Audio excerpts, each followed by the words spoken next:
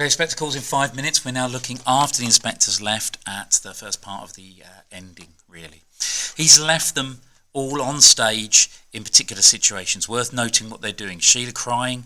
Mrs. Birling collapsed into a chair. Sheila's upset. Mrs. Birling can't cope anymore. Eric brooding. Birling is moving. He moves towards the door, stops, looks at the others, then goes and pours himself out a drink. So in many ways it seems like he's the one who's able to cope the most. And of course he is the first person to speak, like he's the first person to speak in the play. And the last person to speak in the play, he's now the first person to speak after the inspector goes. And of course, straight away, first thing he does when the inspector's left is to pass the blame on to someone else, pass the blame to his son. Anyway, it carries on. He brings up the knighthood, which is kind of laughable.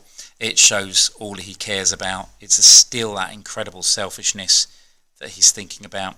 There's no, you don't seem to care about anything. What about this girl who's dead? No. What about my knighthood? And then he threatens him. He says, you're going to work for nothing until you've repaid the money. There's no more drinking around town, pick up women in the bar. Again, still treating him like he's a child. Remember, he's in his 20s. Mrs. Birling, who's been destroyed in the act so far, suddenly comes back to life and goes back to the old Mrs. Birling. You can't keep her down for long, claiming she's ashamed of him. Eric agrees. I don't blame you, but don't forget, I'm ashamed of you as well, both of you.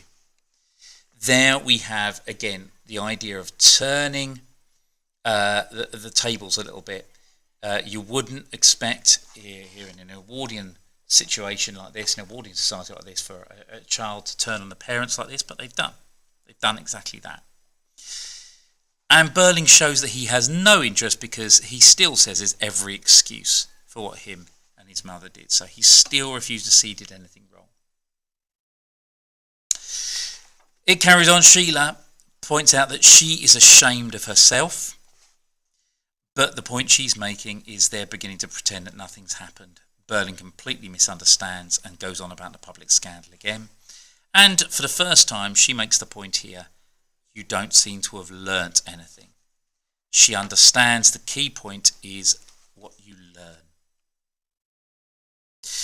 Birling, of course, once again, completely misunderstands. I've learnt plenty tonight, but of course, he's learnt the wrong thing.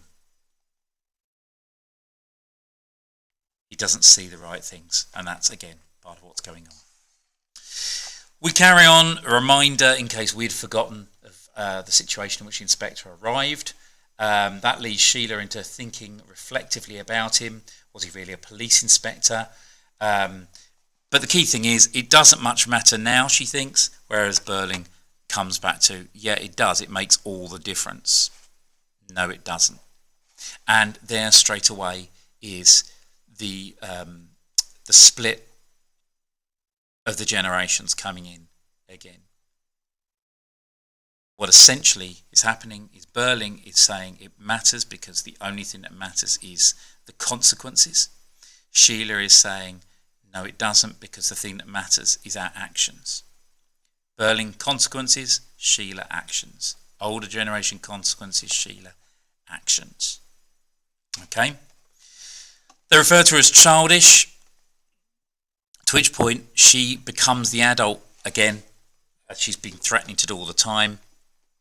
It's you two who are being childish. Birling, again, just comes to the, I won't have that sort of talk, you'll have to leave the room if that's the case. It carries on. She points out everything we did was true. He was our police inspector, all right, which may well be another effective summary line. Then they get distracted, so it now gets distracted in the idea that he didn't seem like an ordinary police inspector. Once again, Birling is back to the things about he shouldn't have spoken to me like that.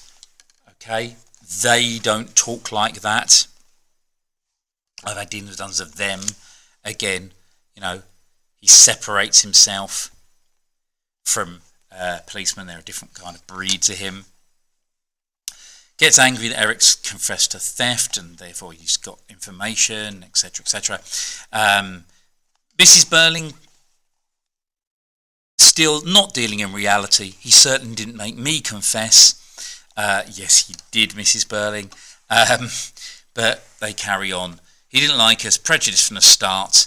Right, off we go along here. But important thing here, Mrs. Birling basically says, right, look, be quiet so your father can decide what we ought to do, and looks expectantly at him. Again, another example of her view of men, her traditionalist view of men. The men will sort everything out.